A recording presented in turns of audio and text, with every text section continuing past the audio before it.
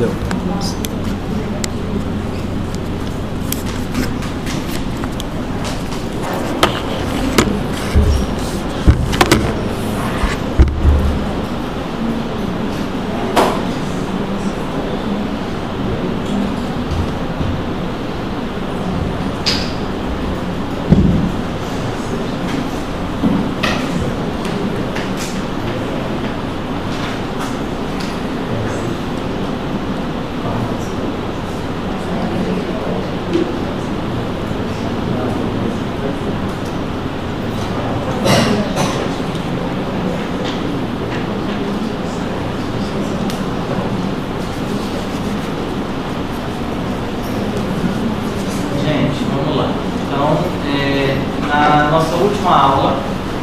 Nós discutimos um pouquinho a questão de neuroanatomia, falamos um pouquinho das principais alterações, das principais estruturas, e também conversamos um pouquinho a respeito de substância branca e substância cinzenta, o que é substância branca e o que é substância cinzenta, e como cada uma delas se comporta na tomografia de crânio, tá bom?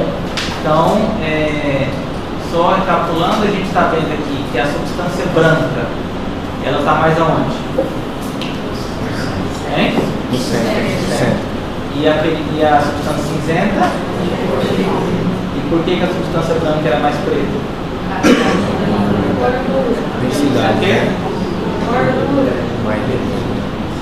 Então, temos isso, tá? E aí, a gente vai discutir um pouquinho agora como que a gente avalia uma tomografia de crânio, tá? Então, eu pedi para vocês estudarem também a questão das hemorragias, não foi? Sim. Então, vamos lá para partir primeiro dessa questão da avaliação. Como todo exame de imagem, igual eu falei para vocês, mentalmente, isso é o principal erro de prova, interpretação. Você esquece de ver as coisas, você não pode esquecer. A única maneira que você não esquece é você criando um ABCDE mental, um ABCDE dentro da sua cabeça para todo e qualquer exame. No raio-x a gente tem o ABCDE, na tomografia tem que ter o ABCDE também. E aí o ABCDE que a gente estuda aqui na tomografia é mais ou menos assim. O A gente vai avaliar a atenuação, A de atenuação. O que é atenuação? A atenuação é um termo que é utilizado, que é sinônimo de densidade. Então, quando a gente tem uma coisa branca, a gente fala que essa coisa é hiperdensa. Quando a gente tem uma coisa preta, a gente fala que essa coisa é hipodensa. Então, a atenuação é a mesma coisa. Se eu tenho uma coisa branca, ela vai ser hiperatenuante. Se eu tenho uma coisa preta, ela vai ser hipoatenuante. E aí aqui a gente tem a questão da atenuação e estruturas, certo? Esse daqui é a primeira coisa que eu tenho que avaliar no exame. Aí você pergunta, professor, mas como que a gente avalia isso? Dessa maneira. Eu começo o A. O que eu mostrei para vocês? Na primeira aula, que a gente vai descendo as imagens. Você lembra que as imagens elas vão subindo e vão descendo? À medida que as imagens vão subindo e vão descendo, cada foto daquela mostra uma estrutura diferente. E eu tenho que conhecer aonde elas estão. Por exemplo, aqui, avaliando só uma, eu tenho que fazer a atenuação em estruturas. Então, o que eu faço? Eu comparo um lado com o outro. Eu vou descendo de cima a baixo e vou comparando. Ver se esse lado está igual com esse, se esse está igual com esse. E eu vou vendo as principais estruturas, até lá embaixo. Então, comparo aqui, substância cinzenta, substância branca, corpo caloso, ventrículos laterais, cabeça do núcleo caudado, tutano, cápsula externa, cápsula interna, tálamos, vou descendo, fissuras de Silvius, a gente vai descendo, corpos posteriores, rabetinho do terceiro ventrículo, até chegar aqui nos lóbulos occipitais. E sempre comparando um lado com o outro, tá?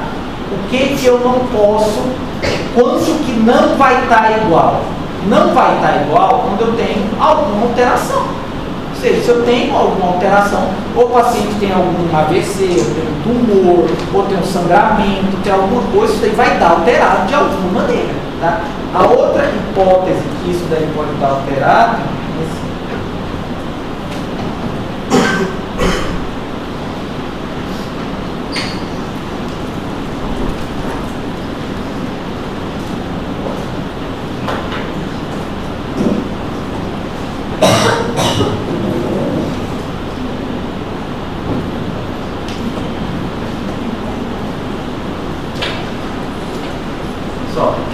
entender, igual eu falei, que a minha cabeça, eu corto assim, corte axial. O paciente ele entra na máquina e o corte ele é axial.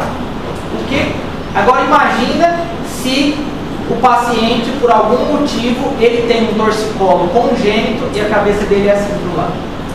Ele vai conseguir entrar reto? A mesa vai conseguir fazer assim para angular junto com ele? Não. E aí como é que fica o corte dele? O corte dele, o axial, vai ficar assim.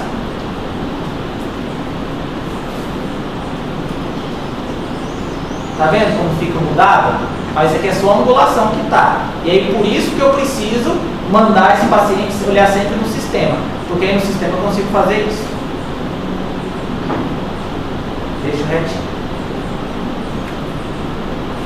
Então, aqui é a única maneira que a gente vai ver essas coisas desproporcionais. Tá?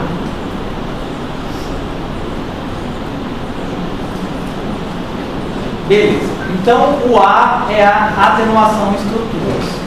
O B, que a gente vai olhar, B é blood. Blood é sangue em inglês.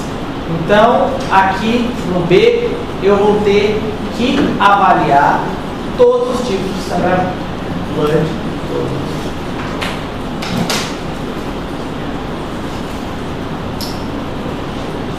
Blood. E aí eu vou avaliar aqueles 4 tipos de sangramentos que eu pedi para vocês estudarem. As hemorragias epidurais, subdurais, subaracnoide e intraparenquimatosa. Vou procurar cada uma delas, certo? Ver se eu encontro. Eu obrigatoriamente tenho que procurar sangramento.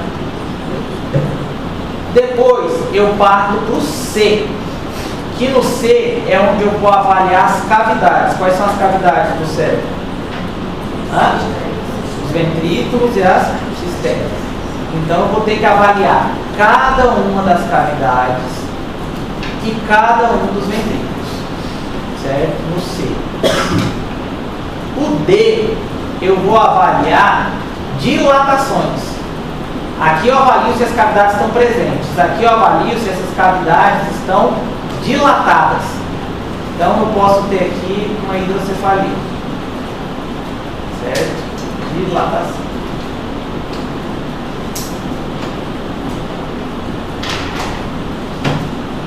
No E, eu vou avaliar, deixa eu só mostrar para vocês como é que se comporta aqui um ventrículo. Esse daqui é um ventrículo normal. Certo? Fininho, a gente vê ele bem bonitinho aqui, os ventrículos laterais. Quando ele está dilatado, olha o que acontece. Isso daqui é uma hidrocefalia, certo? Em cima do que a gente estudou na última aula, o que pode ter causado isso daqui? Vamos imaginar agora que eu estou de frente, a isso daí. Como é que bati isso daqui? Como é que tem que ser minha linha de raciocínio?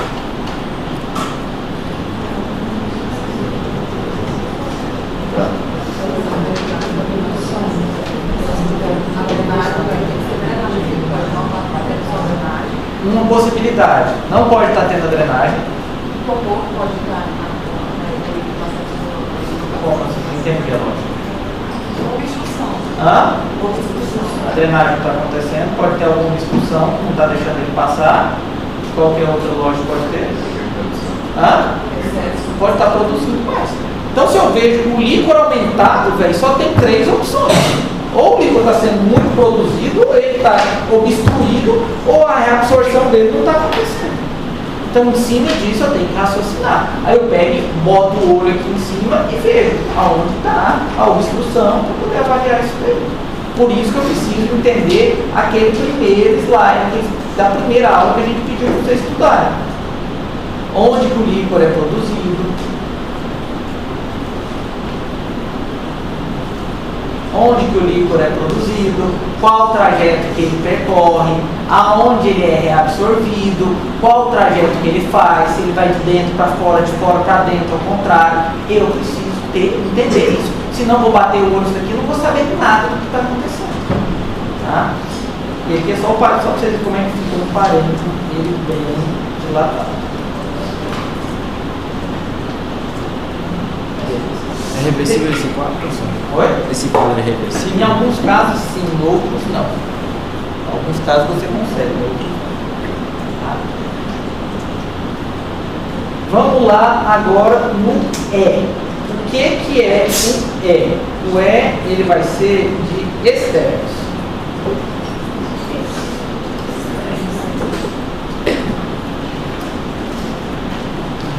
Certo? E o que eu tenho de externo aqui? Eu tenho a calota craniana. A calota craniana, ela está exatamente externa ao cérebro. Então aqui eu vou avaliar a calota craniana. Ver se ela tem uma fratura, ver se ela é mal formada, porque você vê que tem gente que tem a má formação da calota craniana. Tem alguns casos de doenças que tem gente que tem escafocefalia, oncocefalia, em vários tipos que você tem a calota craniana imperfeita. Então, é uma possibilidade. E a outra possibilidade que a gente tem é descartar uma fratura de calota craniana. Lembrar mais uma vez o que a gente falou. De calota craniana, eu tenho que avaliar na janela. Aonde que eu avalio a calota craniana? Hã? Hã? A gente falou na primeira aula. Qual que é a janela que eu utilizo para avaliar a calota craniana? Hã? Oi? Janela óssea. Então a gente avalia a janela óssea para poder avaliar a calota craniana.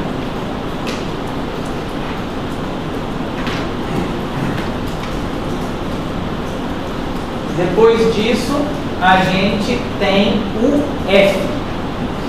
O que é o F? O F eu só vou utilizar o F quando eu tenho uma hemorragia subaracnoide, certo? Porque o F ele vai ser a escala de Fischer.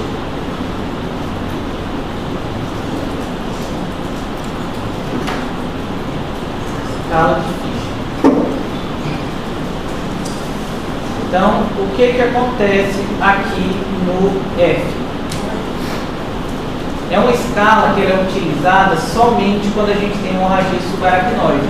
Que a escala de Fischer ela é para quantificar e para dar prognóstico dessa hemorragia subaracnoide. Então, funciona assim. Quando eu tenho uma hemorragia subaracnoide, grau 1, 2, 3 ou 4. Certo? Então, a gente precisa quantificar. Quanto maior o grau, pior o prognóstico. Quanto menor o grau, melhor o prognóstico. Tanto que aqui serve você passar um caso de algum paciente, algum doente, alguma coisa, dizendo se a escala de Fischer, se é grau 1, grau 2, grau 3.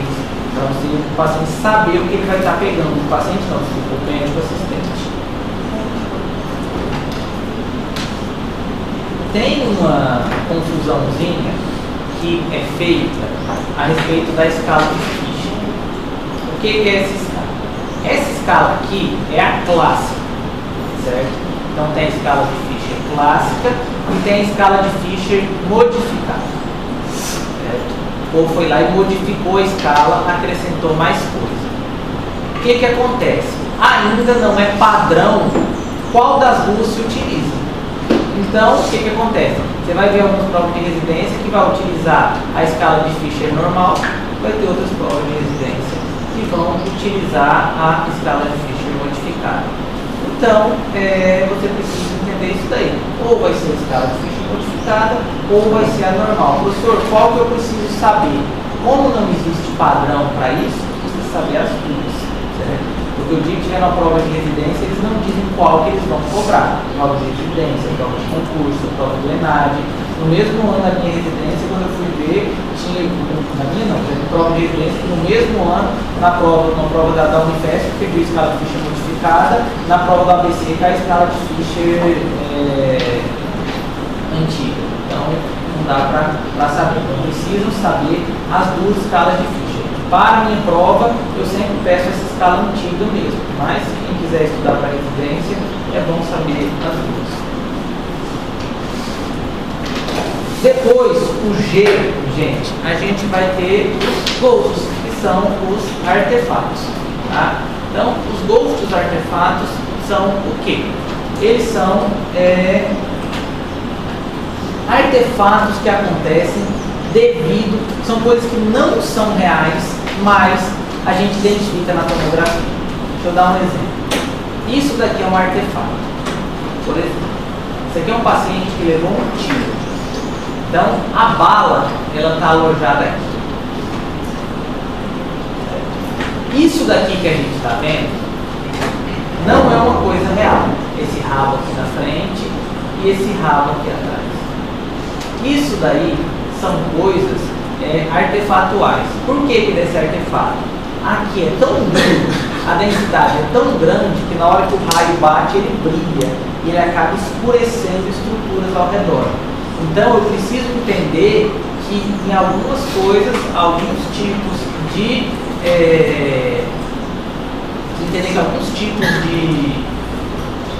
estruturas, elas podem dar isso daqui, ter esses artefatos. Eu não posso confundir, por exemplo, isso nem isso com coisas reais. Por exemplo, isso é real, isso não é real. Tá? Professor, na hora da descrição, o senhor menciona só o trajeto ou não? O projétil ou menciona também? Coloca o projétil produzindo artefatos, projétil de arma de fogo produzindo artefatos, e esses artefatos eles acabam obscurecendo as estruturas, né? Então é bom falar para você não se confundir.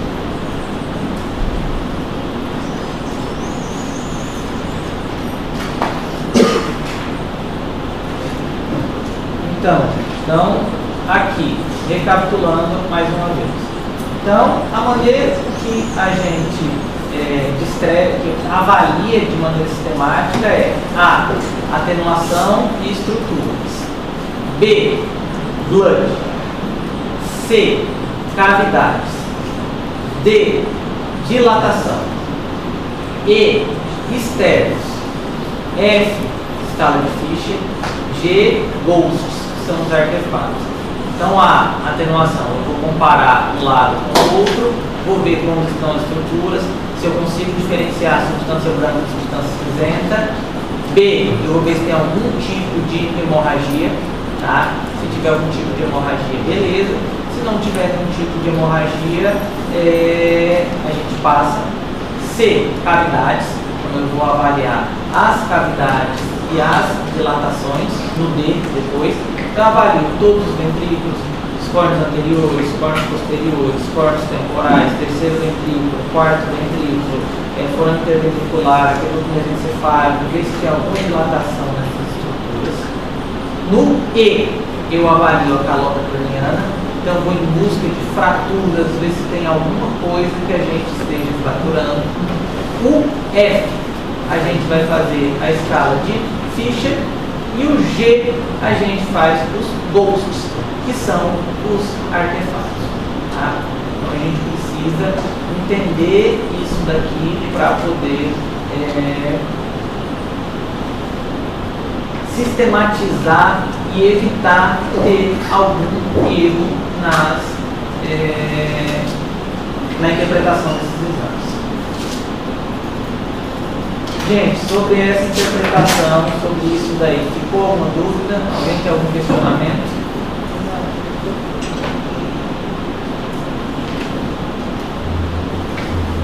Beleza, então vamos seguir.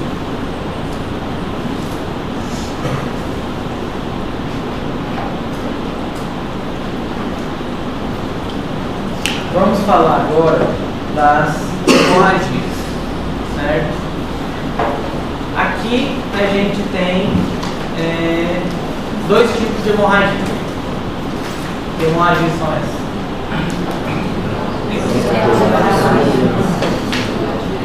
Qual que é essa daqui? E essa daqui? Por que uma é epidural e por que outra é subdural? Uma é treino. Tem muita gente que confunde. Vou mostrar aqui para vocês.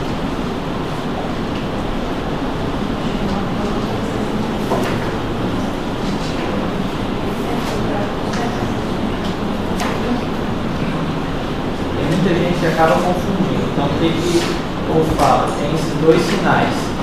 Um é o sinal do limão, que diz que esse daqui parece um limão.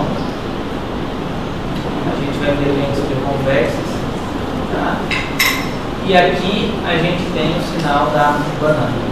Então, um vai ser o sinal do limão, o outro o sinal da banana. Tá?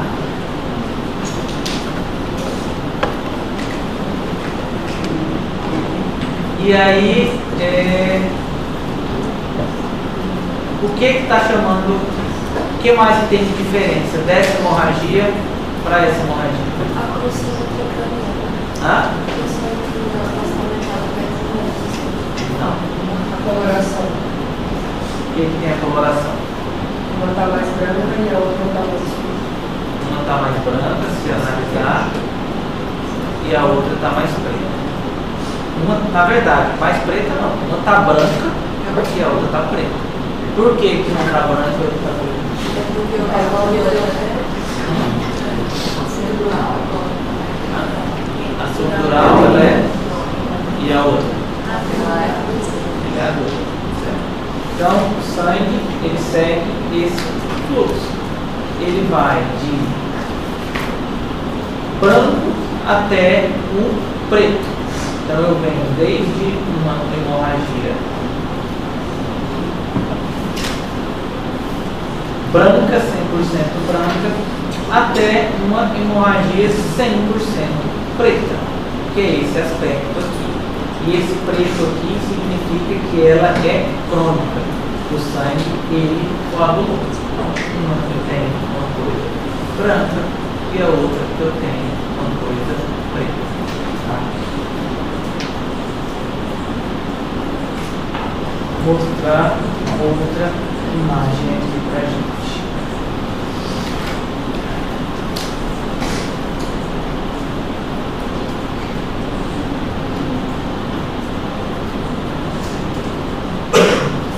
Aqui a gente tem um desenho mostrando os principais tipos de hemorragias. Tá? Então, o que vai ser a hemorragia epidural? Fala mais alto. ela vai ter que a calota craniana e a duramar. Entre a calota craniana e a duramar. O que mais que essa hemorragia epidural tem? Você sabe? Ela é geralmente causada pela artéria Pela artéria média. meningia média. Ela É meningia média, não é cerebral média. como a artéria vai por sangue arterial. Então, pela artéria para o sangue arterial. Excelente. Aí tem aquela questão também, a questão dela é que o paciente tem que fazer o sangue, e aí ele perde a consciência, e aí ele recorre novamente, e depois ele acaba perdendo consciência novamente. Isso não é Como é que é o nome disso? Aí terminado nos intervalos lúcidos. Intervalo. Por que o intervalo lúcido ocorre? Porque é o tempo que o sangue vai comprimindo as estruturas. Certo. Então, me explica melhor isso daí.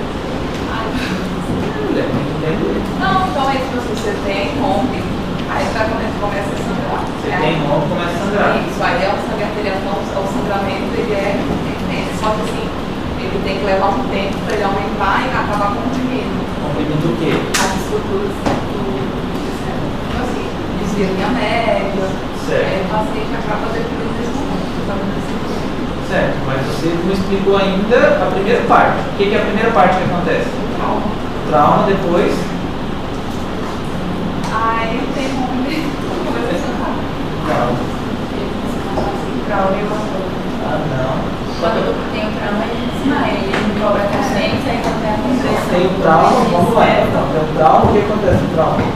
Aí ele vai desmanhar, né?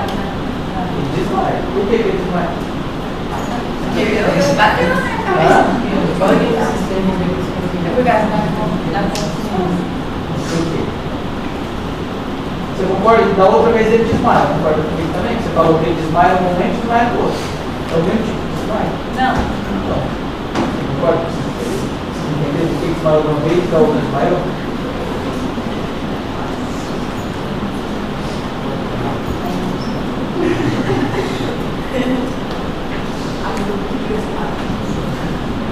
E aí?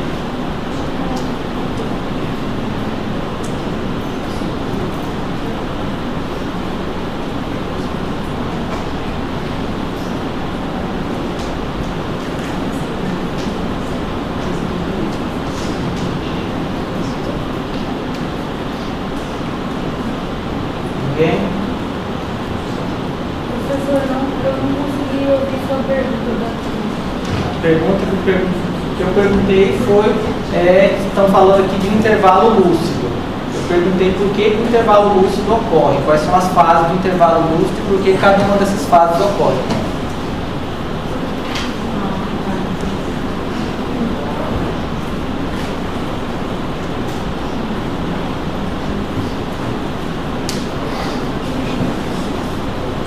E aí, Flávio?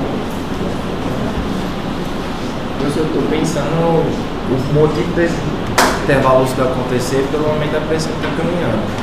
Que ela Raciocínio. Qual que é a primeira, que é a primeira coisa que vai desencadear tudo isso? Trauma. É um trauma. O trauma. Pronto. Beleza. Primeiro vem o trauma, depois vem o quê? a perda da consciência. Certo. Por quê? Por causa do trauma. Por causa do trauma? Certo. Mas por quê? Sabe, é porque quando a gente tem um trauma, o cérebro ele é uma estrutura mole, então ele vai meio que bater nas paredes do crânio, não é isso? Sim. E aí quando ele bate nas paredes do crânio, ele causa confusão. Não é isso? Não é confusão. Não é confusão, é tipo, exatamente, causa um apagamento, a pessoa perde a consciência. Por quê? Por causa da batida da mexida Não é do por cérebro lá dentro da causa cara. da batida. Tem uma lógica por trás disso. O organismo da gente estudou muito. E a gente é muito estudioso. Tem uma lógica por trás disso. Por quê? Porque o sangue do cérebro fazendo. Você fala todo mundo. Professor, porque tem um trauma, aí acaba tendo uma lesão, não tem uma fulminação, Não. Deslocamento do sensor da massa.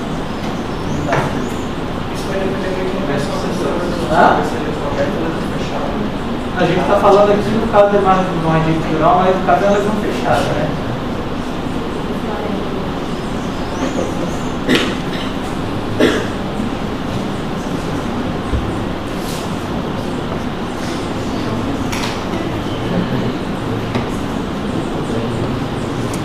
Para raciocinar, gente, aí.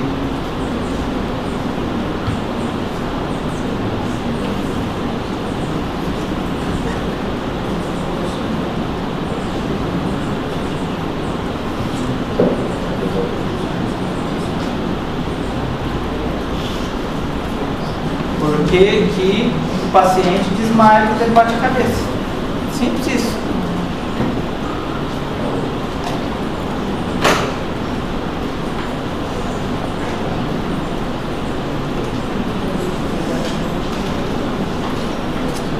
Flávio, por quê?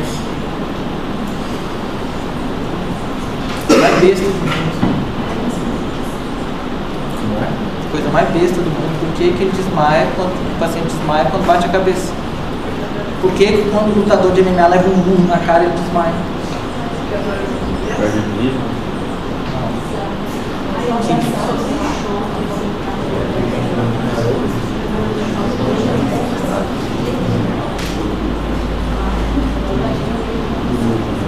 Tem coisa a ver com nervo, pastor?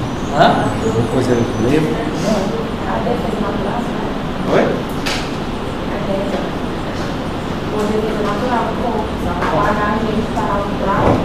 Apagar, qual que é a função desse apagamento? Para que ele apagaria? Se ele vai apagar, ele vai parar de bater nele. Depende. Se for um cabo garapeiro no meio de uma briga, ele pega.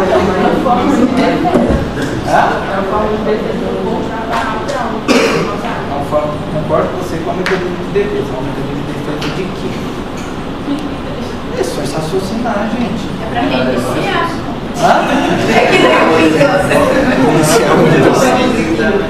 Reiniciar para continuar apanhando? Assim? Não. Então. Pra tentar consertar Acertar o quê? Eu Só para diminuir a dor? Hã? Diminuir a dor? Como assim diminuir a dor? Ele pode comprar uma pessoa que tem uma dor muito forte, né? Aí, quando ela para, De acordo com o doutor Hugo, o desmaio ele é causado por uma baixa do fluxo cerebral, então é como se o cérebro. Vai estudar lá.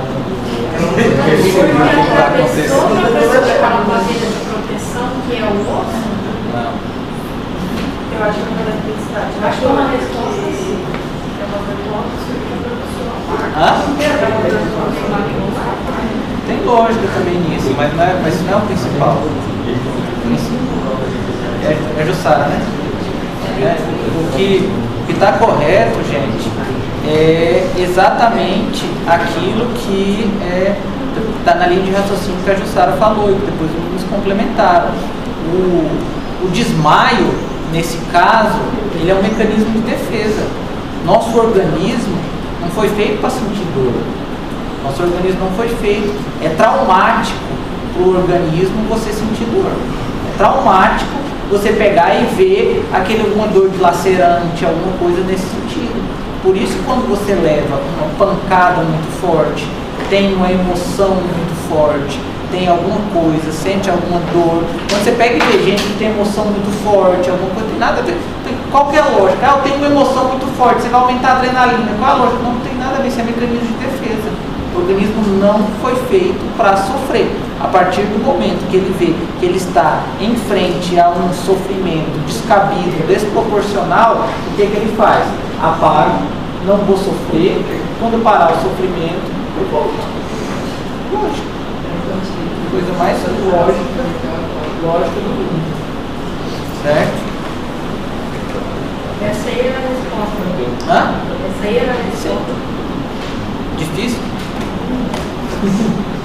Bora lá. E aí, continua aí, quais são as fases? Depois, o que a gente tem?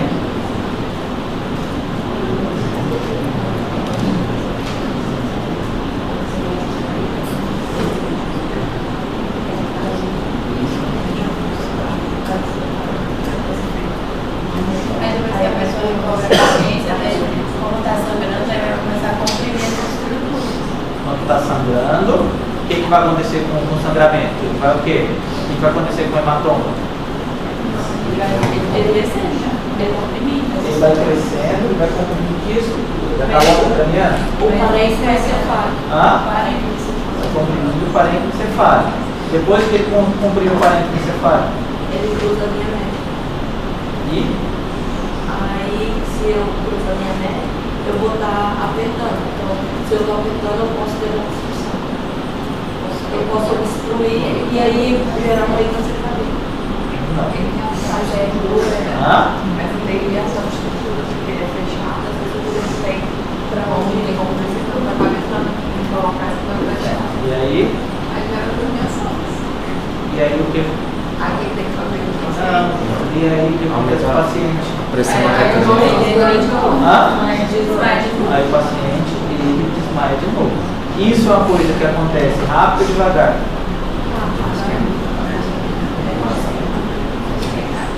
Por que ele é rápido? Né? Sangramento arterial, o fluxo é muito intenso. Beleza. E agora no subdural. Por que que o subdural não tem intervalo muito se parece bem parecido as coisas aqui? Ok? Vocês estão dizendo que falar de... Por que nesse outro não tem?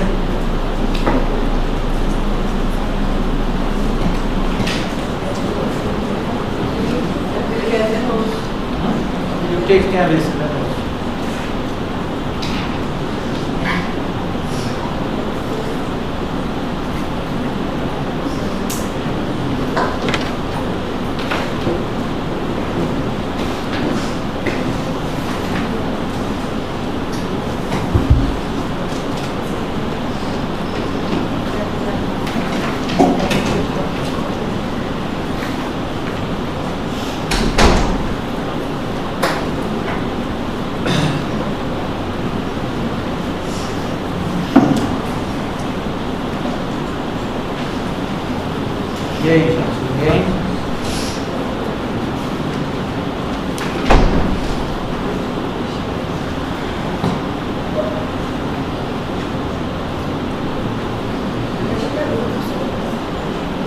falando de intervalo lúcido, que aqui disseram que aqui tem intervalo lúcido, certo? Aí eu perguntei, uai, se o paciente desmaiou, lógico, bateu, sangrou, o sangramento continua crescendo, por que que aqui então não tem intervalo lúcido e aqui tem?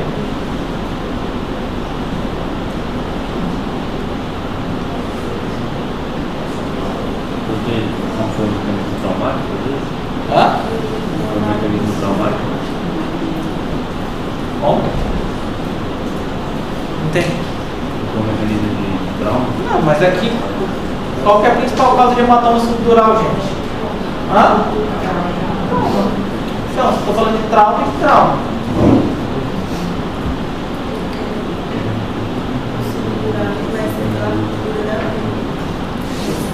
Subdural é pela ruptura da veia, concordo. O epidural é da artéria, só que o epidural para ele tem intervalo lúcido precisa ter um trauma. E aqui não tem trauma? Não, mas qual a principal causa desse daqui? Mas não é verdade. Não é porque é mais devagar. O fluxo é menor. Como assim? Não entendi. O fluxo sanguíneo não é tão tenso igual no arterial. Certo. Daí, tipo, consegue se abaixar. Como não tem? Tipo, Vamos lá, raciocínio. por ser um sangramento venoso, ele ser mais lento, aí o cérebro não consegue se adaptando ao que está acontecendo. A gente está falando de cérebro. A gente está falando de uma coisa subdural. Está falando de cabeça. Negócio. Pulmão é uma coisa, pleura é outra coisa. Cérebro é uma coisa, calota craniana é outra coisa, meninge é outra coisa. Continua com a raciocínio. Não, agora que eu pergunto. Professor, porque ele consegue dilatar mais o espaço Tem mais subdural. espaço? Não, E aí, não dilatar. É outra coisa. Vai perder dinheiro, vai pagar alguma coisa É para porque alguém? assim, o epidural, no caso, ele vai estar limitado pela cirurgia, então ele comprime e essa arterial. O epidural, ele vai estar no espaço ainda para subir a dura. E aí ele vai percorrer por um tem mais espaço do sangue, e ele demora mais para ter a nutrição. vai ser misto. Essa daí é uma das possibilidades. Se parar para analisar, o subdural ele tem mais para onde correr, porque, por exemplo, aqui eu tenho isso daqui, a dura mater, ela é igual você falou, ela é grudada no cérebro. Então aqui, você vai vendo, ela tem uma grudada aqui, outra aqui, uma aqui, outra aqui. Então ela só cresce, ela não consegue vir daqui para cá.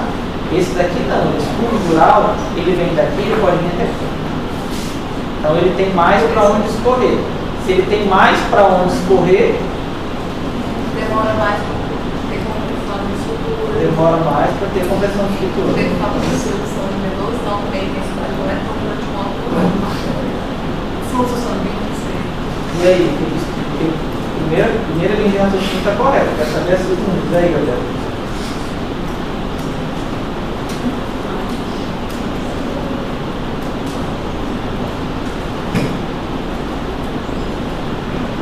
Segue a linha de raciocínio que está correta. Mas não, é porque como tem mais espaço, Certo. Não é só isso. É porque ela falou que tem mais espaço e que o sangue venoso é mais lento que o arterial. Então o arterial vai preencher o espaço mais rápido e é um espaço mais limitado. Certo. Então tudo que as duas falou está certo. O sangue venoso é mais lento e também tem um espaço maior para percorrer. Então ele não vai ter. Concordo nas duas coisas. Só que o sangue ser mais lento, o que isso afeta? Coagulação. Hã? Coagulação. O que tem a ver com a coagulação?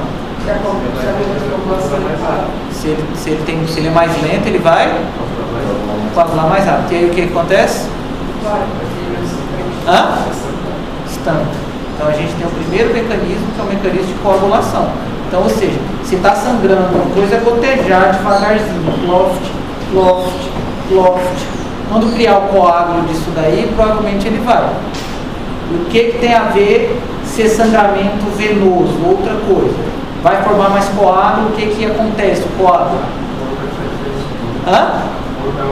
A cor vai alterar, mas vamos para a fisiopatologia. O que acontece com o coágulo? O coágulo ele obstrui de que maneira?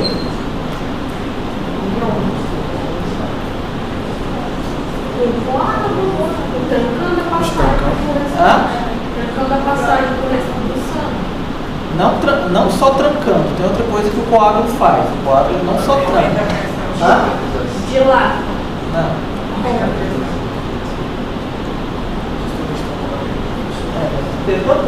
por que o coágulo para o sangramento? Primeira coisa. Por que quando eu tenho um coágulo, o coágulo para o sangramento? Lá é obstrução. Você pega e tem lá. Você parou, tá o vaso sangrando aqui. Beleza. O coágulo está aqui na ponta, ele tampou aqui. Pronto, beleza. Esse é um dos mecanismos. Qual o outro mecanismo que ele para o sangramento? Ele foi lá e botou uma rolha aqui na frente. Beleza, criou uma rolha. Concordo, beleza. Qual que é o outro mecanismo que ele tapa o sangramento? As plaquetas, ele vai fazer. Não. Plaquetas é que forma rolha, tampão plaquetário. Qual outro mecanismo quando eu formo um coágulo, um hematoma, ele para esse sangramento? Bora raciocinar, então o tipo de técnica funcionar.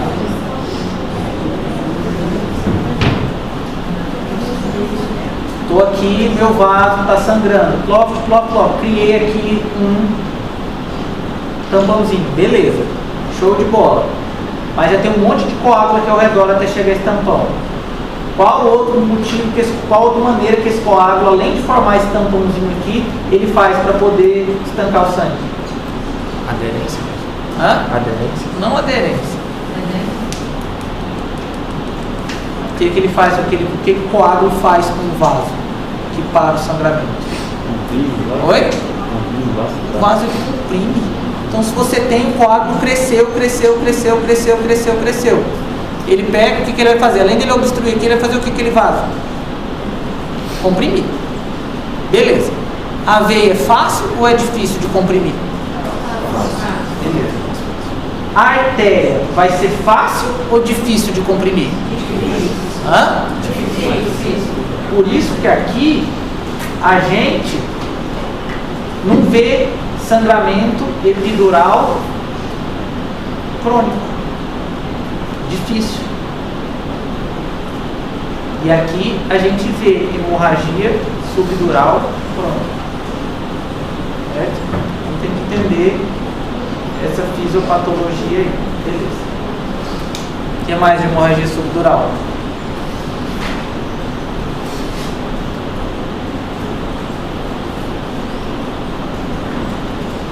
Mais estudar de hemorragia subdural? Nada?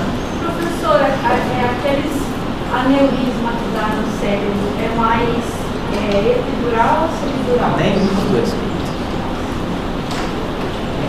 Aneurisma é outra coisa totalmente diferente, não tem nada a ver com isso. Aneurisma ele pode ser uma causa de sangramento, mas não obrigatoriamente todo aneurisma sangra. Tem que estudar essa fisiopatologia dos aneurismas, para poder entender isso.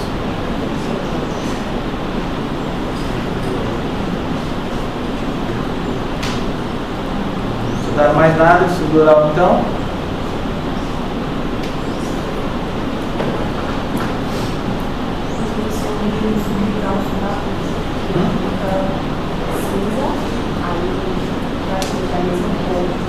Você só consegue identificar a substância que não chega. Não chega. Você pode confundir. Isso é um subdural que a gente tem, que chama subagudo. Ele é mais difícil de ver na prática, mas não é a lógica que vocês vão pegar normalmente. Então, mas mesmo assim tem que treinar o olho, tá? Isso daí. O que mais?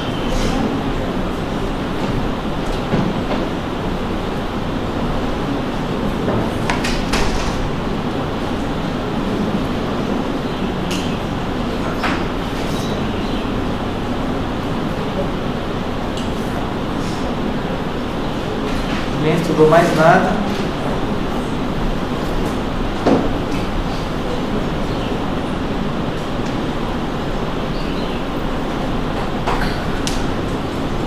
O que eu pedi para estudar de subdural? Vamos lá.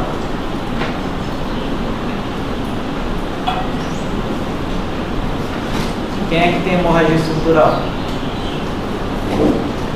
Qual que é a principal causa de hemorragia estrutural? Hein? Oi?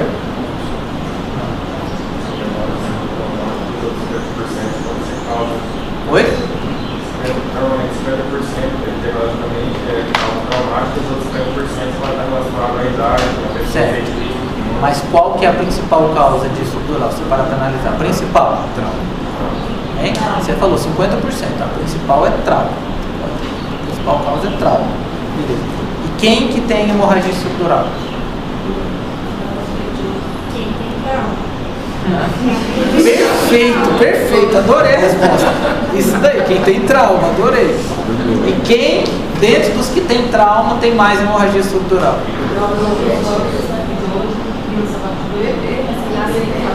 Idoso. Hein?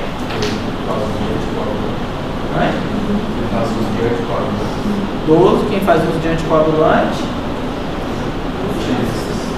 Etilista. E?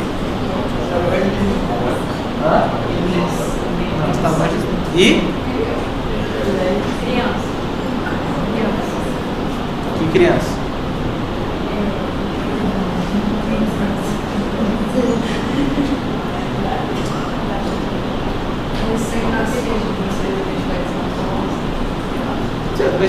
Sacode, você vai jogar bola com esses meninos, menino brinca, sacode, tudo, sacode mais do que bebê. Hã? O que tem a ver estar maior? Criança. Hã? Criança tem trauma. Meu menino já caiu da cama umas 3 vezes quando era bebezinho. Tenta dar um medo danado.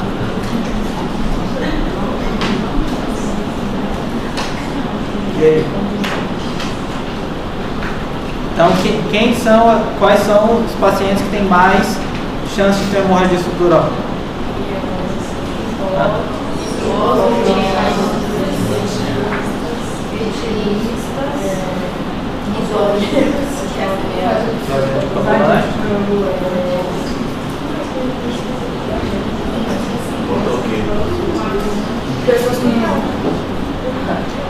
Beleza.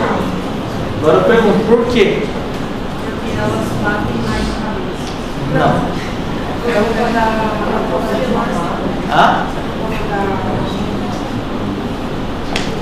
Por que o etilista? Por que o bêbado tem mais chance de ter hemorragia estrutural? Cai mais. Cai mais. Não só isso.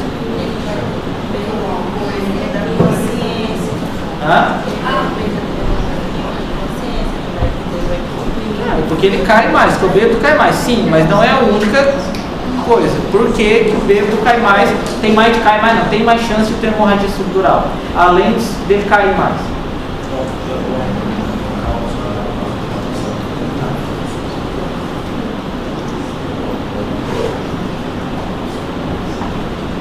Tem alguma coisa relacionada com o efeito do álcool quando ele está bêbado ou tipo... Tem, quando ele está bêbado ele cai e bate na cabeça, concordo. Mas não é só isso, como eu acabei de falar, tem mais coisa. Longo prazo, então.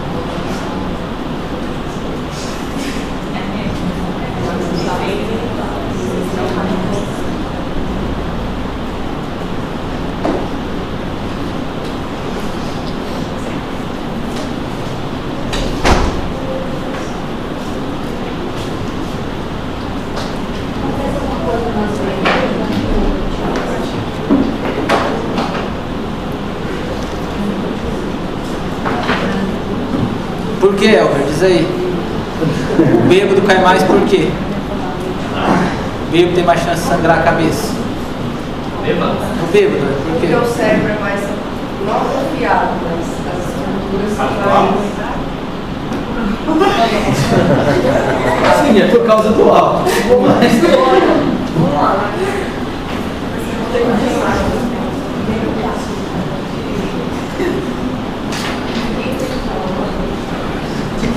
Professor, porque o álcool ele atinge mais o sistema nervoso. Professor, quando fala de atrofia cerebral, é a mesma coisa que acontece com os idosos? Certo, porque a longo prazo o álcool, o que acontece no cérebro do alcoolista? Ele diminui. Certo. Beleza, concordo. E aí o que isso predispõe? O cérebro fica mais solto dentro da caixa craniana, então quando ele tem um trauma, ele bate com mais força na parede. Não só isso, concordo com a sua linha de raciocínio, é isso daí, o cérebro fica mais solto dentro da calota craniana. Mas tem uma coisinha a mais que causa isso.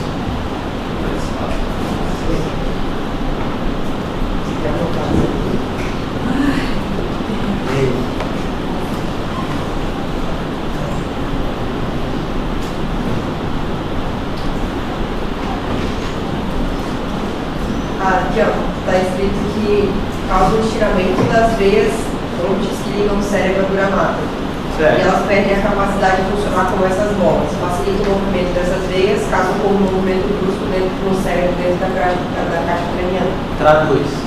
Então o cérebro vai movimentar, como ele está menor e ele está solto dentro da calota craniana, a veia vai ficar meio mais esticadinha e aí quando ele movimenta, a veia rompe com mais facilidade.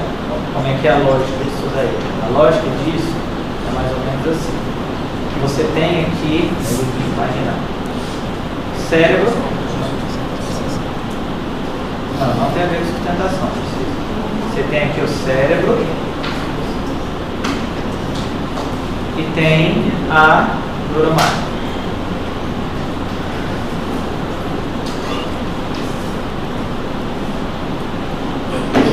O cérebro e a dura mater aqui desse lado.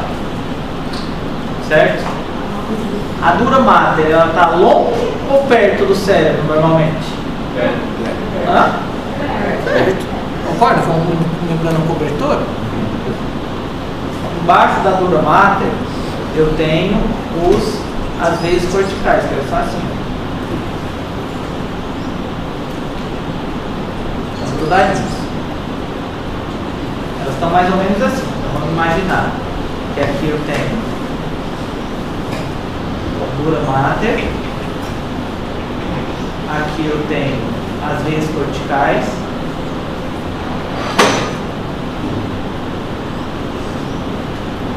e aqui eu tenho o cérebro. Normalmente é assim. No paciente alcoolista, o que acontece com o cérebro dele? Diminui. Então, ou seja, a dura mater ela está grudada onde? A dura mater está grudada na calota craniana. Então a dura mater ela não mexe, ela vai continuar aqui. O cérebro agora ele vem para cá. O que aconteceu com o espaço entre a dura mater e o cérebro? O espaço o quê? O espaço subdural aqui que eu estou falando ele aumentou. Consequentemente, essas veias que estavam assim, elas vão ficar assim.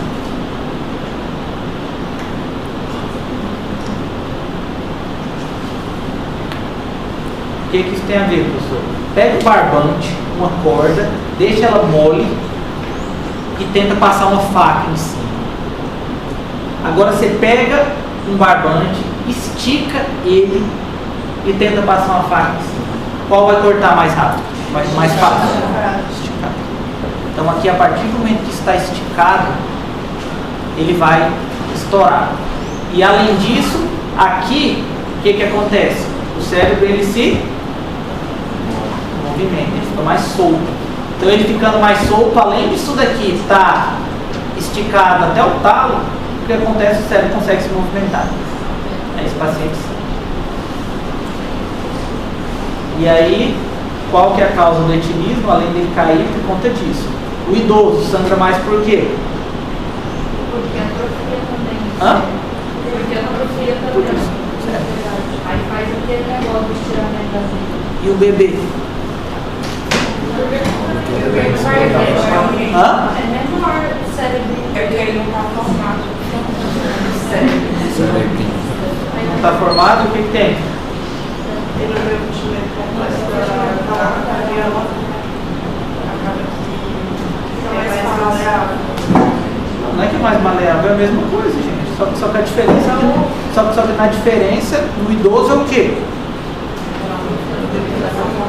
No idoso está atrofiado. No bebê é porque está o quê? Está desenvolvido. Ou professor? O etilismo é porque desidrata? Por causa da desidratação? Não, porque a cachaça ela deixa a gente, o cérebro, é um dos efeitos crônicos do alcoolismo. A longo prazo é isso, você diminui o volume cerebral. Diminui mesmo, efeito crônico clássico do alcoolismo.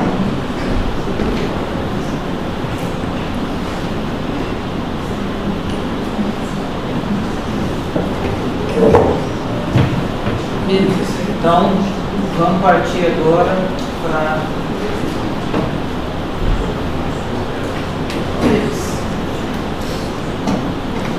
hemorragia subaracnoide. O que você estudado sobre hemorragia subaracnoide? Sinal da estrela. Hã? Sinal da estrela. O que tem o sinal da estrela? Vamos começar. O que é hemorragia subaracnoide? Tem sangue, a gente tinha que ter líquido. Hã? Tem sangue, a gente tinha que ter líquido. E onde é que tem líquido? Nos ventrículos. No espaço subaracnoide, principalmente. Sangue é onde tinha que ter. Beleza. E o que causa isso? Oi? Rompimento de aneurisma é uma, qual que é outra? Não. Então, rompimento de aneurisma é a principal causa que a gente tem, certo? E o trauma são as duas principais causas, tá? E como que a gente identifica uma hemorragia subaracnoide? Não obrigatoriamente. O senhor fala de sintoma ou de... Das duas maneiras. Sintoma é uma dor de cabeça muito forte. Por quê?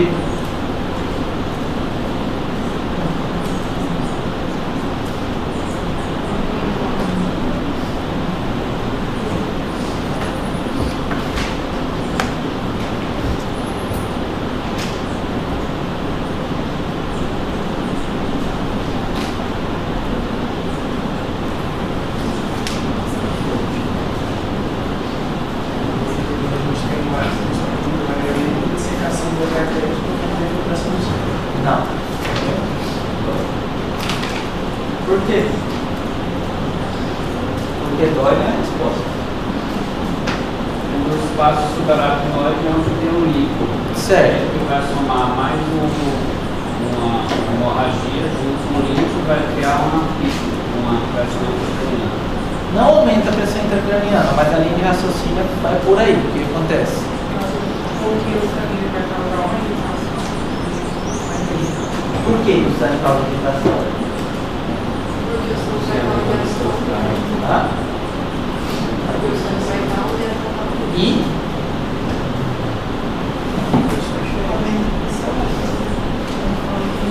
E o que tem o sangue?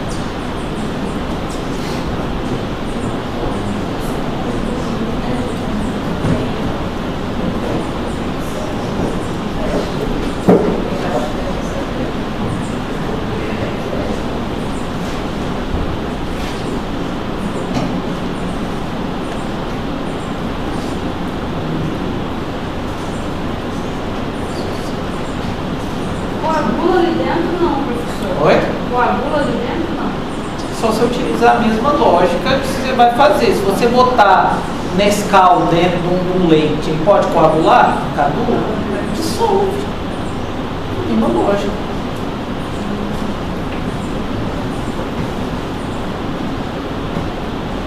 Professor, eu quero te perguntar. Perguntei por que dói. Ela faz pressão no nervo, não. Eu.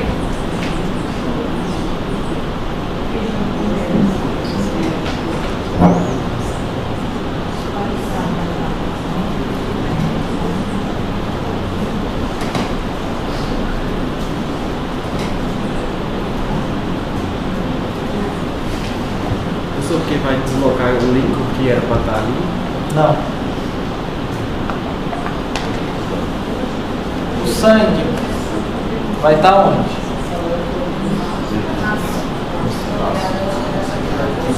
Não é no lugar onde era para estar o líquido. Ele vai estar onde? chega o sangue pega, sai líquido, sai daqui, vai. Ele diz desse jeito? Então o que acontece? Hã? Certo, e aí? Misturando, o que o sangue tem? O sangue tem o quê? O sangue tem célula. Quais são as células que a gente tem no sangue? Não é célula, né? Pelo amor de Deus. Hã? Plaquetas também não é célula, é isso de célula, né? A gente tem células brancas, células vermelhas. É massa. E aí?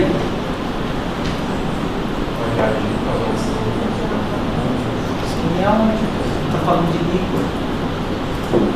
Só isso que eu estou dizendo, gente. Vocês precisam entender a lógica das coisas. O que vai esquemiar o líquor? O líquor, ele nutre alguém? Não. Qual que é a função do líquor? Ele passa, não tem nada a ver com esquemiar.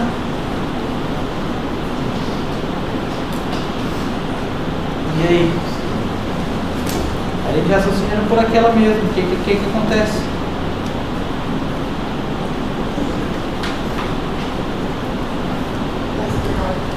Como pode coagular? Oi? Como pode coagular? Eu posso formar? Não. Pode coagular se você tem uma coisa que está inconcorrente, se está jogando um esgoto de uma fonte. Isso coagula? Isso perde a função de proteção. Como assim perder a função de proteção? Porque o líquor ele acaba que fica. Mas como que isso vai causar dor de cabeça? Porque a cada movimento que esse paciente que ele faça, o líquor ia absorver um certo impacto. Esse impacto já não é mais absorvido. Não. É porque o cérebro não vão atacar o teu próprio? Oi? As células do nosso corpo vão atacar o teu próprio por causa disso? Não é que ataca, que é próprio. Você tem o sangue misturado com líquor. Esse sangue misturado com líquor vai estar onde? No espaço subaracnoide. O espaço subaracnoide. Onde não era, para quem está? Não era no sangue. O espaço subaracnoide foi feito para. Certo, e aí? Causa de irritação do quê? Causa de irritação meningite. Então, aquele espaço ele tem extremamente vascularizado. A célula tem o processo inflamatório das células, primeira coisa. Aquelas células ali não é para estar ali, certo? Então, ele irrita a meningite. Então, por isso que o hemorragia subaracnoide por conta da irritação meningite. Professor, isso tem alguma coisa a ver com você falar atrovoado? Quando você fala atrovoado, vem do movimento do aneurisma. Diferente não. É assim. Mas você falar em trovoado, uma das causas é isso, é irritação meningite.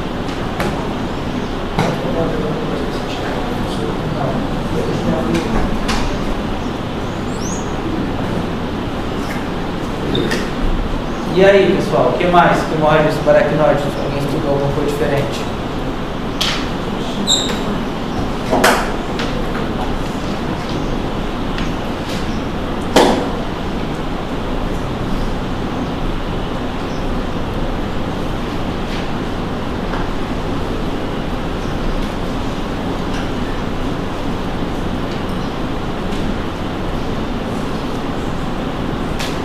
Ninguém estudou mais nada não sobre isso?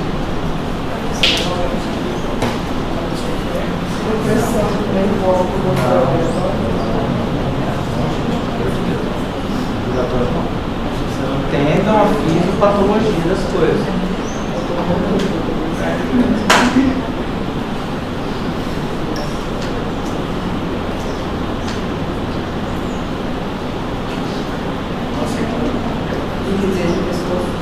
A gente acabou de falar. Eu anotei que quando quando a hemorragia é na fossa posterior, seria mais grave do que a comportamento Certo, pode ter sim, mas não obrigatoriamente, porque você vê o líquor, ele consegue correr, né? Então, pode. Uma coisa, você vai estar aquele negócio, se eu estou sangrando aqui e vem para cá, a mesma coisa eu ter um rompimento, como se fosse uma barragem que está enchendo de água, a barragem está enchendo de água, a barragem está enchendo de água, quebra a parede da barragem e ela deságua no madeira. Assim, pronto, está resolvido o problema. Aquela inundação não vai estar resolvendo. Mas tem outras coisas importantes sobre hemorragia subaracnoide que precisam ser ditas, que é o quê?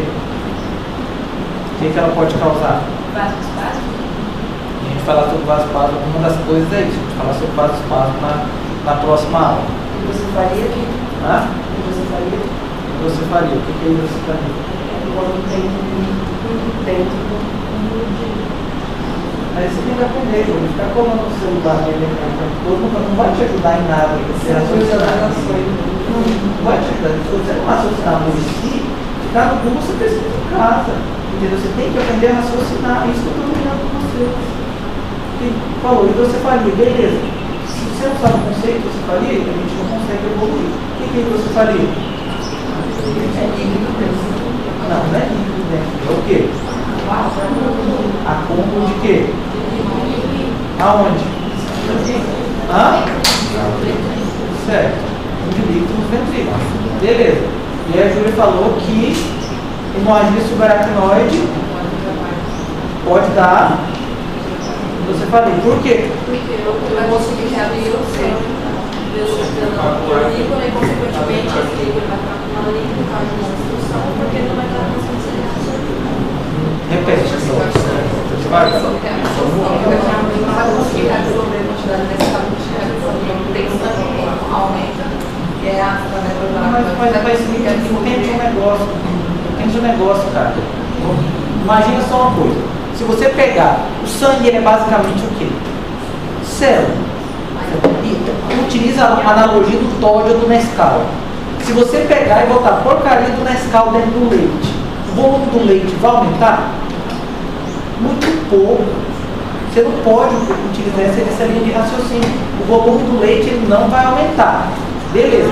Então, por que isso daí causa hidrocefalia? Por causa da composição do líquido que vai mudar o sangue, tem outras células, o líquido ele é absorvido naturalmente. Certo. Então, quando tem outras coisas dentro, não absorve, Por porque quê? ele é programado para absorver o líquido de um Não jeito. porque ele é programado, por outra coisa. Por quê?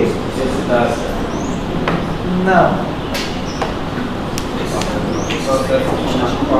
Hã? Não tem chance de coagular. Se tentar o líquido está correndo o tempo todo, é difícil coagular. Porque pode ter uma função do bloqueio. Hã? Pode ter uma função do bloqueio. Bloqueio aonde? Na hora de absorver esse líquido. Mas por quê?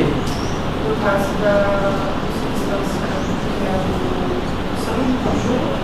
E?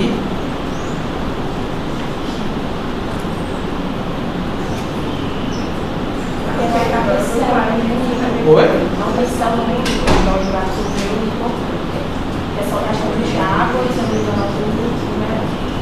E como o sangue tem célula, acaba que não tem conta de drenar aquela célula. Por que essa travessa? Talvez seja muito pequenininho para dar um drenamento. Isso mesmo. O que, sabe, quem que reabsorve o líquido? Tabéculas não, tem granulação. Certo. E as granulações aracnoides, elas funcionam como se fosse o quê? Elas têm um aspecto, parece uma peneira. Aí você pega uma água e joga dentro de uma peneira. O que vai acontecer com a água? Agora você pega um suco de abacate, bate ele no liquidificador e joga esse suco de abacate na peneira. Depois você vai lá e pega outro litro da água e passa na peneira. A água da segunda vez vai descer pela peneira? Não vai ter como. Não tronco.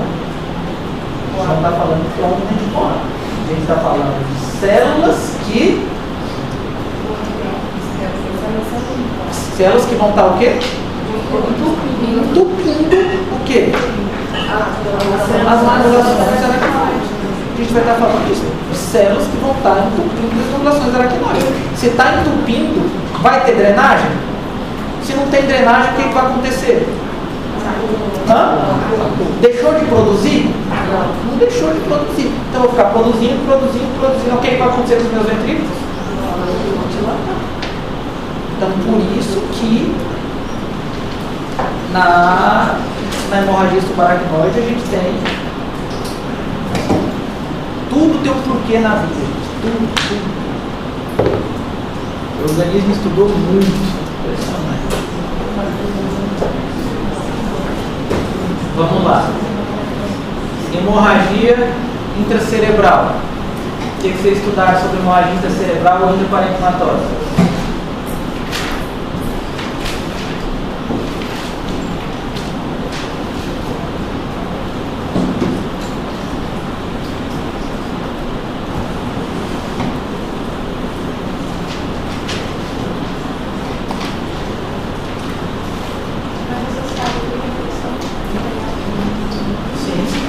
Por quê? Porque arterial, no caso, são as artérias perfurantes. Se aumenta a pressão dela, não. Por quê? Aumentou a pressão. Certo, mas por quê? Então toda artéria que aumenta a pressão, a artéria rompe? Essas, ela não recorda um motivo específico, mas eu acho que também tem a ver com a região que vai ocorrer, tem mais essa região que de baixo. Não. Por quê?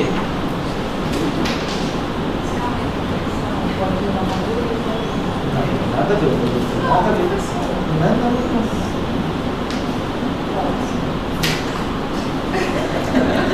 A gente não conversei isso não, pelo amor de Deus.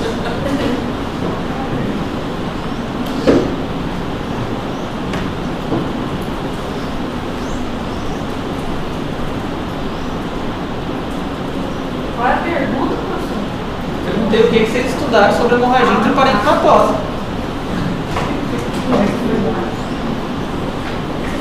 Essa vida aqui, de parênteses que você falou. Certo. E aí? Só isso? Isso aí até que eu fiz, sabe? Se perguntar pro João, o que ele pode ir intraparenquimatosa? Parente, meu parente, seu papai. Você não precisa desenvolver para eu desenvolver também. Então pronto. Então bora desenvolver. E aí? Ela pode ser primária ou secundária. Certo. E aqui a primária do paciente, por exemplo, tem hipertensão. E a secundária pode ser uma neoplasia, um aneurisma. Certo. Então vamos lá. A primária. Explica pra mim o que acontece com a primária. O paciente tem hipertensão, aí tem um aumento na hipertensão e Então pronto. Então todo vaso, quando aumenta a pressão, ele rompe? Hã? E aí, por que então você está falando de rompe?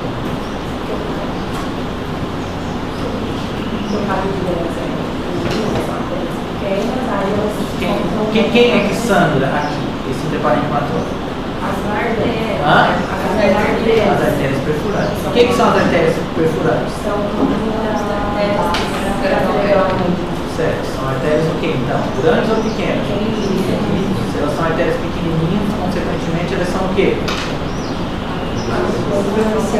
Hã? A pressão delas é pequena não. Não, essa é mais frágil. Elas são mais frágeis. Então, se você tem um insulto crônico de aumento de pressão nessas artérias, você vai obrigatoriamente, você pode romper. Qual outras doenças que podem causar isso daqui? Então, podem estar associadas com isso? Hã? Aterosclerose. Você tem aterosclerose, a sua artéria fica como? A gente não está falando disso. A gente está raciocinado. A gente não está falando dela fechar. A gente está falando dela rasgar. Uma coisa é você fechar uma artéria. Outra coisa é a artéria rasgar. São coisas diferentes. E aí? Hã? Por que diabetes? Hã? O terceiro meu pai é uma diabetes. Não, mas tem que raciocinar, gente. Tudo tem um porquê. Vocês são não ser médicos. A aterosclerose, a artéria fica dura, fica rígida. Imagina só, você joga pressão numa coisa que não consegue. Isso daí. Então, você colocando na aterosclerose, a aterosclerose pode fragilizar a artéria. O que mais?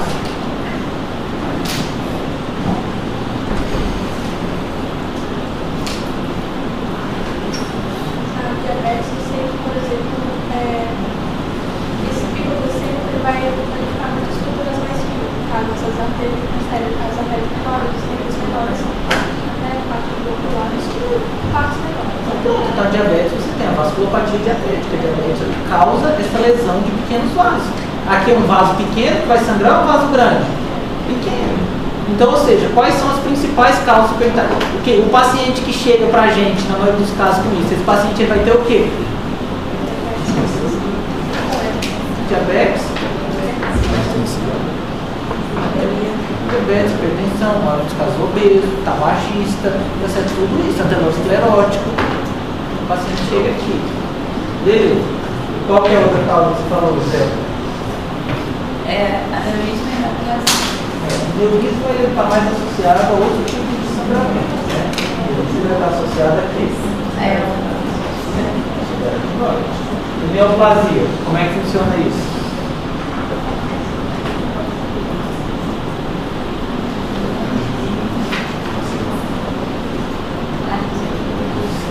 Mas tem que saber, irmão, quando você estuda, você tem que ir atrás. Por que isso?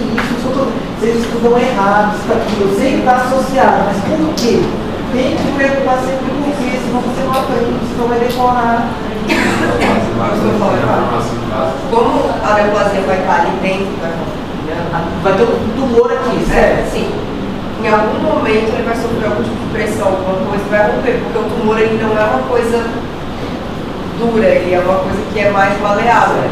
E é muitas vezes o tumor sangra. Então, no sangramento ali, o sangue não tem muito para onde correr, o sangue vai acumular ali.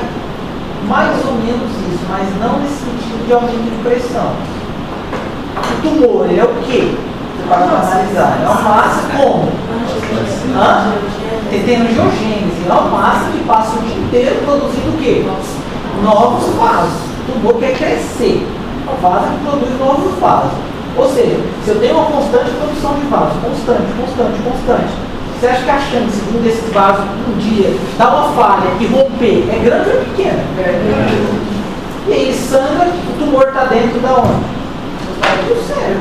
Então vai sangrar, consequentemente, para dentro do tumor, para dentro do... Quando você estudar, vocês estudam errado, você tem que questionar o porquê. Senão nunca vai aprender. Na clínica é assim, senão você tem que ser médico decoreba. O médico só sabe escrever de pirona, não seja esse tipo de médico. O que mais, gente?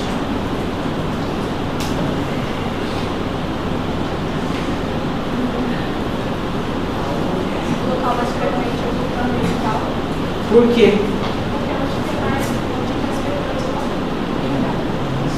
Tá vendo? Você está aprendendo as coisas, sabe onde está por conta da sua patologia, tem que atender. O que mais? Começa a causa? Começa a causa? O que mais vocês estudaram de hemorragia do parinflamatório?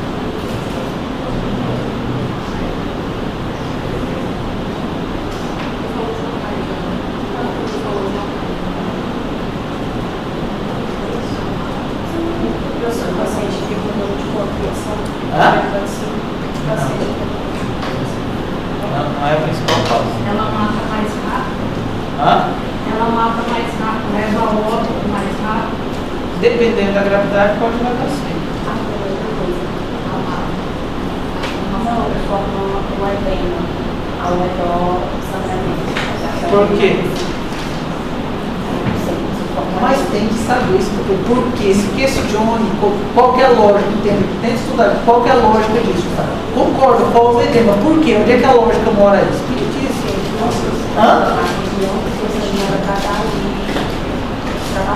Sério. Inflama, certo. Quando inflama faz edema. Edema é o quê? Extravasamento de líquido. Beleza. E aí na tomografia isso vai aparecer que cor? Entendeu? Vamos lá. Aí, olha só o raciocínio que você está seguindo agora. Você tem um sangramento. Esse sangramento era para estar ali? Não. O que o organismo vai entender agora? Ele vai dizer o quê? O corpo estranho vai tentar, o organismo vai tentar atacar aquilo de alguma maneira. Só que o organismo ele é inteligente. Ele escolhe a maneira dele atacar. Aí nesse caso, como é que o organismo vai tentar atacar? O que ele vai querer lutar? Ele vai querer fazer o que com esse sangramento? Conter e coagular. Certo? Beleza. Mas para ele conseguir mobilizar essas células para lá, o que ele tem que fazer? como é que é o processo disso que ele vai ter a mobilização? Ele vai ter que inflamar aquela área ao redor. Se eu inflamo, eu tenho o quê? Certo, aí você vai ter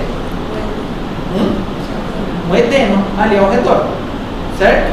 E o edema ele é como? Qual que é a cor do edema na tomografia? Então, olha só.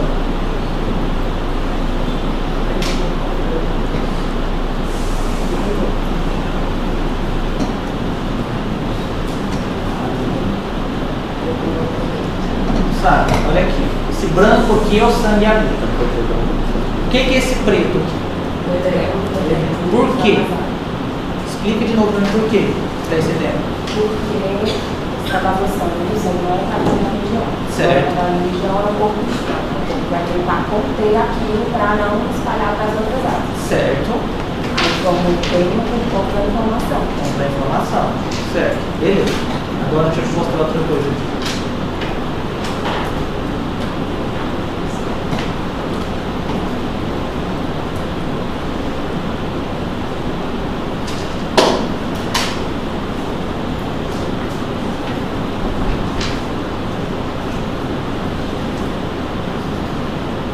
Daqui a gente vai discutir mais da frente, tá? Só pegar outro.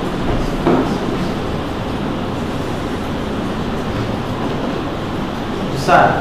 Isso daqui é um tumor. Certo? O que mais você está vendo?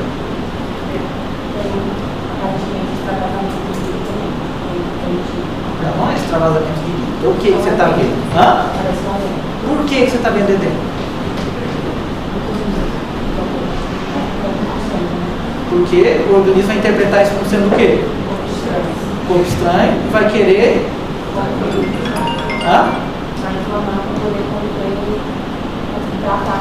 Querer tentar tratar aquilo. Então, bom, então você vai ver edema em várias causas. É isso que você precisa entender. A lógica é essa. Você precisa entender que o edema é uma. Você vai tentar lutar contra aquilo. É um processo inflamatório. Então, não acontece só no sangramento. Entendeu? Ele acontece com outras coisas. E aí, o que mais?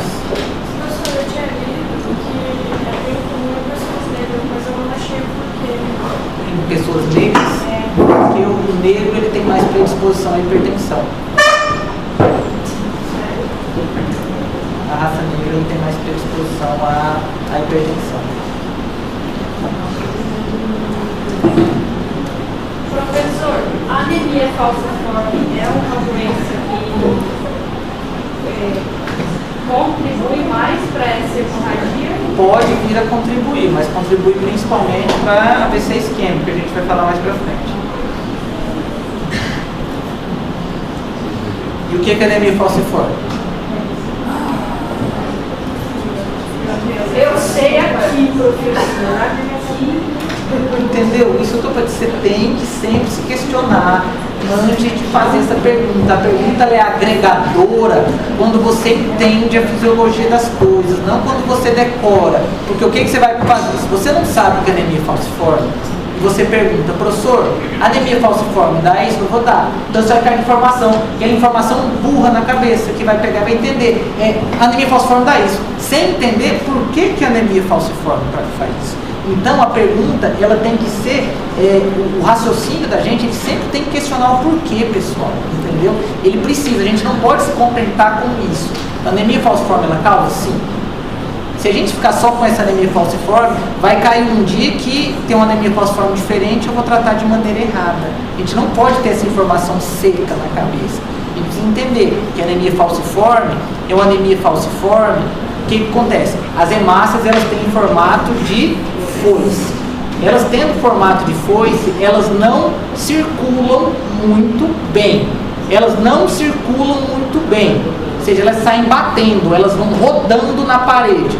O que acontece com essa parede? Se eu tenho uma coisa batendo, uma foice batendo nela o tempo todo? Ela pode grudar na parede, formar trombo, formar essas coisas. E aí eu tenho a formação de um trombo ali dentro. Se eu tenho a formação de um trombo ali dentro, tampou ali, certo? Ali tampou. O sangue vai passar? O que vai acontecer com essa área desse cérebro? Isquemia. Aqui a gente está falando de isquemia? Não. Então a principal coisa da anemia falciforme é isquemia. Aqui, em alguns casos, a gente vai discutir mais na frente que após a isquemia, ela pode... Está doendo? Pode falar. Não, eu estou com dó de você. Eu já vim de casa. A isquemia, mais na frente a gente vai discutir por que ela sangra. Então, gente, aprendam a estudar, pessoal. Questionem isso. Senão vocês nunca, estou falando, vão ser médicos que prescrevem de pirona. Não é para ser assim. Vocês têm que entender a fisiopatologia das coisas. Faz parte. Na hora que você estiver lendo, anote do lado e pergunte. É isso daí. Anemia falciforme causa? Beleza. Mas o que é anemia falciforme primeiro? Por que ela causa? Aí sim serão excelentes médicos. A gente não pode se contentar com a informação. Isso é isso. Tem que entender o porquê das coisas. O que mais que tem de hemorragia intraparenquimatosa? Hemorragia intraparenquimatosa pode cursar com o quê?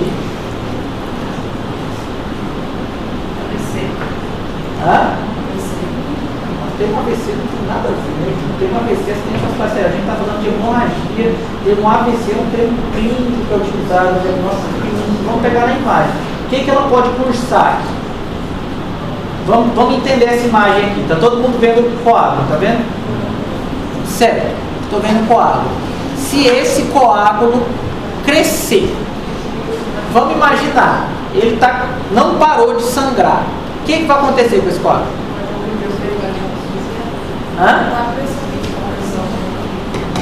Como que esse coágulo cresce?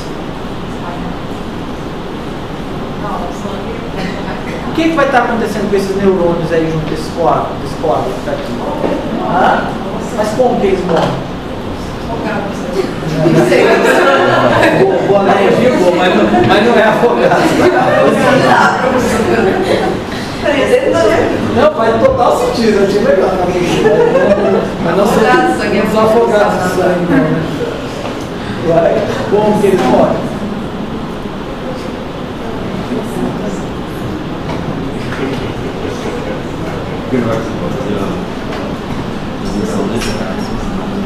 Não. Gente, o coágulo ele vai crescendo e vai fazendo o que com o neurônio? Ele vai... Até assim, como está legal Ele vai crescendo e vai fazendo o quê? Ele vai rasgando. Ele vai rasgando o parênquima todo. Ele vai... O sangue, ele vai dissecando o parênquima. Agora imagina aqui.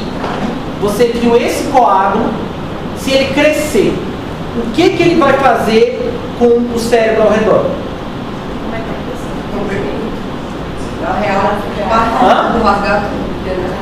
Certo, e aí? Não é assim.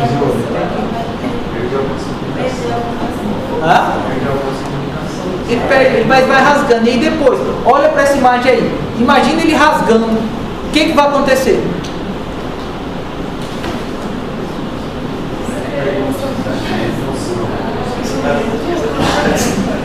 Olha para a imagem, gente.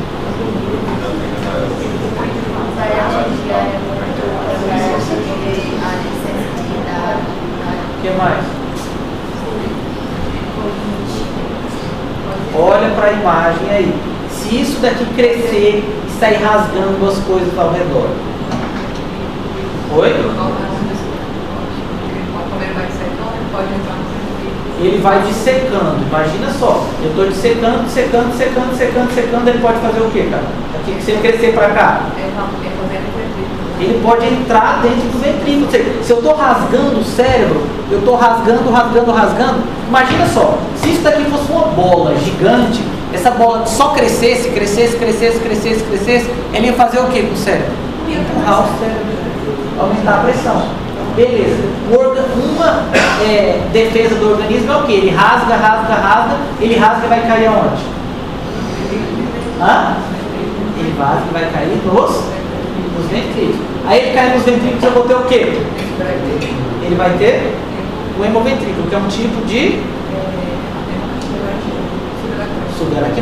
Então, ou seja, ele vai e ele entra. E daí eu tenho associado uma hemorragia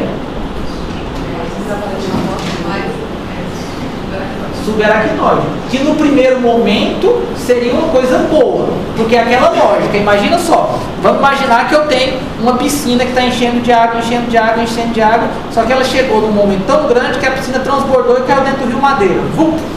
A princípio, concorda que é uma coisa boa, que não vai inundar para cima? Não vai inundar, beleza, isso aqui não inundou, mas ela vai causar outra coisa que é problemática, que vai ser o que aqui? Aí, olha só como é que é uma coisa, um contrassenso. Eu tenho uma coisa crescendo, na teoria se isso daqui cresce, isso daqui é para comprimir o ventrículo, concorda comigo? Mas isso daqui, ele vai crescer e vai cair dentro do ventrículo, concorda comigo? Sim. Se ele cair dentro do ventrículo, o que vai acontecer depois? Por quê? Elas vão estar entupidas. E aí vai acontecer o que com isso daqui? Com os ventrículos?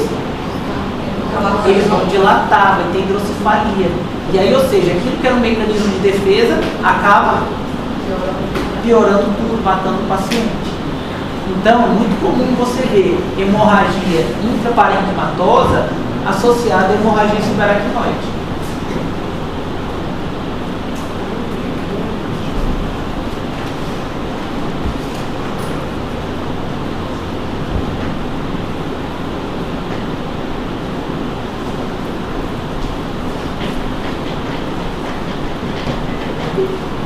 Olha só o que acontece. Acontece isso, ó.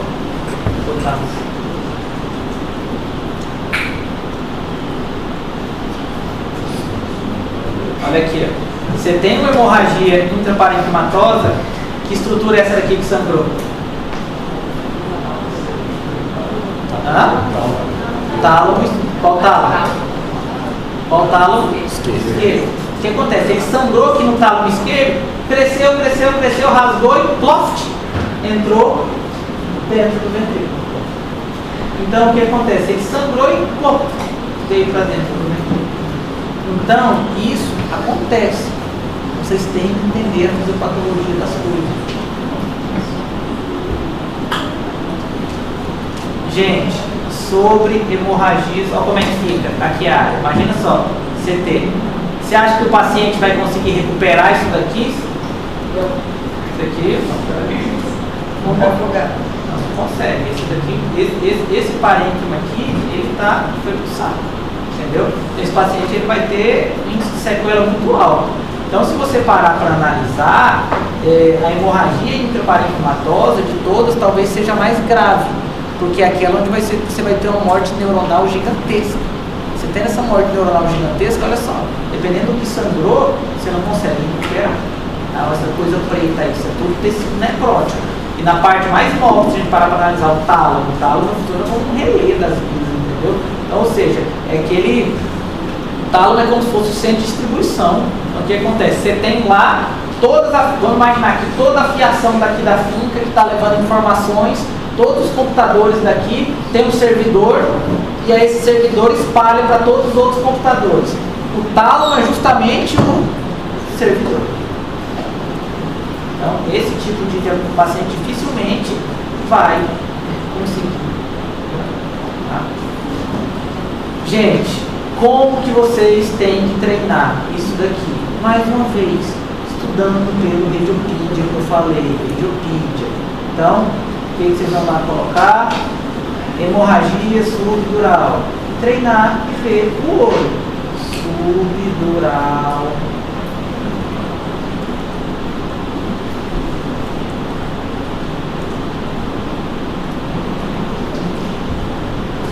Como é que esse nome?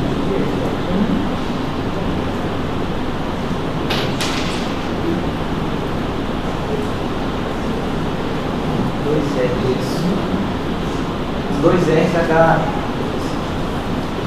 E tem tanto de imagem para vocês verem. Não falta é caso. Então, mesma coisa com hemorragia epidural, mesma coisa com hemorragia subaracnoide, mesma coisa. Então aqui vocês vão ter tudo. Epidemiologia. Em quem que acontece? crianças, olha só, crianças, adultos jovens, idosos, tá certo? Tudo bonitinho, fisiopatologia, tem que aprender a estudar. Tá? Para a próxima aula, nós iremos discutir hipertensão intracraniana, estudem isso, e herniações intracranianas. Hipertensão intracraniana e herniações intracranianas.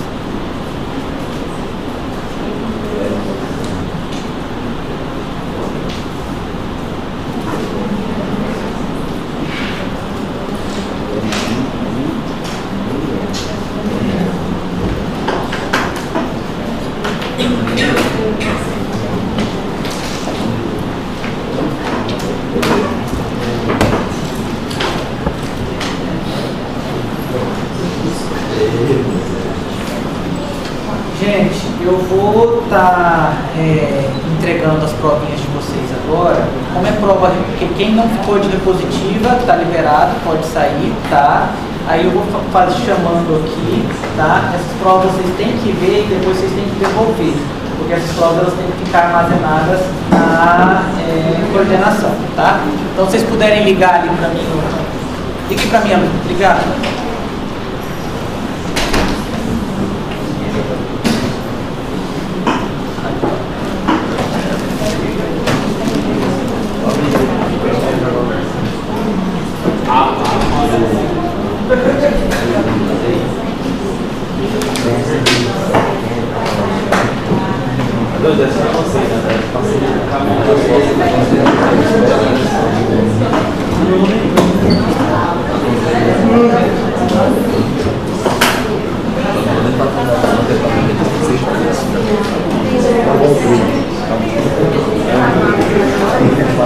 Gabriela Lustenberg.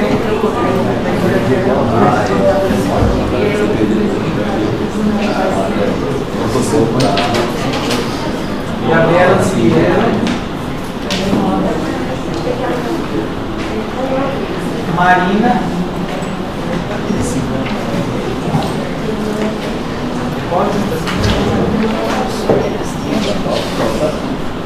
Tainá. Gente, está misturado do A e do B. Tainá é do A, né? Se for do A, você está vivo. Emanuel. Lavínia. Andressa. Emily. Clara.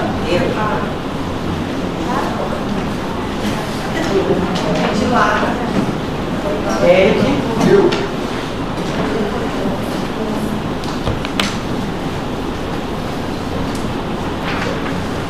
Jara.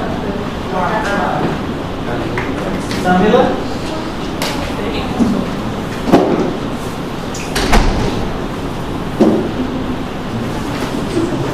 Rafaela.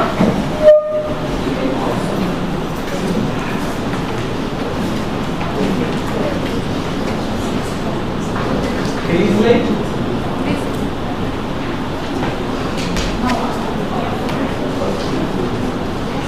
Gustavo. Cauã. Gabriel. Fernanda.